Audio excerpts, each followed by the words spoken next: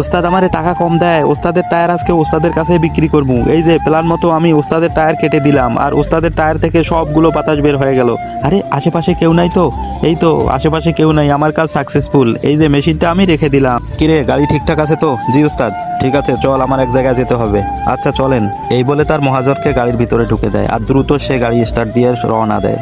আরে তুমি কি কিছু খেয়াল করতেছো? গাড়ির চাক্কার মধ্যে মনে হয় হাওয়া নাই।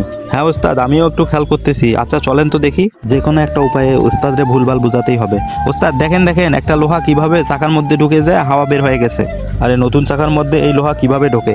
ওস্তাদ নতুন আর পুরাতন কি, এই লোহা যে কোনো টায়ারে ঢুকতে পারে। ঠিক আছে, যাও যাও, তাড়াতাড়ি চাকা খোলার ব্যবস্থা করো। এখানে থাকা যাবে না, আমার জরুরি মিটিং আছে। আচ্ছা ওস্তাদ, ঠিক আছে। ওস্তাদ চলে আসেন, আমার চাকা খোলা শেষ। ঠিক আছে, চলো এখন গ্যারেজে যেতে হবে। ওস্তাদ এই টায়ারটা নিয়ে কিভাবে যাব? একটা রিক্সা ডাকেন। একে তো 1.5 লক্ষ টাকার চাকা একটা গেল, আবার রিক্সা আনবো? চলো হেঁটে চলো। অল্প কিছুক্ষণের মধ্যে তারা পৌঁছে যায় গ্যারেজের মধ্যে। আসসালামু আলাইকুম বাজার। মেকার ভাই দেখেন তো এটা চলবে কিনা। দেখেন চাক্কার মধ্যে লোহা ঢুকলে ওই টায়ার আর চলে না। তাহলে এখন কি করতে হবে? তাহলে এখন চাকাটা চেঞ্জ করতে হবে। ঠিক আছে, তাড়াতাড়ি চেঞ্জ করে দাও, আমি এখানে বসলাম। এই দেখো, তোমার প্ল্যান মতো কিন্তু আমি কাজ করেছি, ধরা খাই না যেন। আরে না, কখনোই টের পাবে না। এই যে আমি কম দামি একটা টায়ার দিয়ে দিলাম। তারপর কি হলো সেটা দেখার জন্য অবশ্যই চ্যানেলটিকে সাবস্ক্রাইব করুন।